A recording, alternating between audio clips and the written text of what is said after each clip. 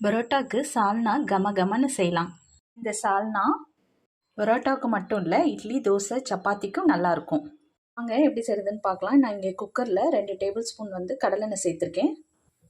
பிரியாணி இலை 1, அன்னாசி பூ 1, கல்பாசி 3 ஏலக்காய் சேர்த்துக்கலாம். ஜாயத்ரி 1 சேர்த்துருக்கேன். பெரிய வெங்காயம் 3 நீலவாக்கில் கட் பண்ணி வச்சுருக்கேன், அதை சேர்த்துக்கலாம்.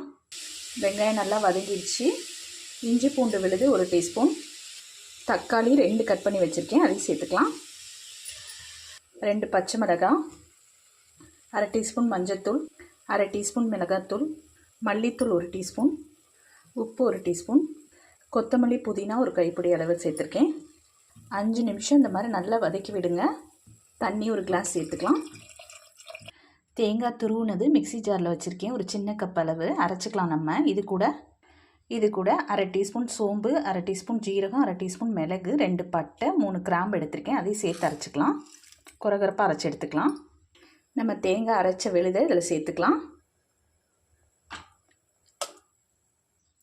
குக்கரை மூடி 2 விசில் விட்டு எடுத்துக்கலாம். ஸ்டீம் போயிடுச்சு. குக்கரை ஓப்பன் பண்ணி பார்க்கலாம். எண்ணெயெல்லாம் பிரிஞ்சு அருமையாக சால்னா ரெடி ஆயிடுச்சு. நான் அரைக்கிறப்ப தேங்காயோட கசகசாவும் சேர்த்துருந்தேன். நீங்களும் இந்த அருமையான சால்னாவை ட்ரை பண்ணி பார்த்துட்டு கமெண்ட் பண்ணுங்கள்.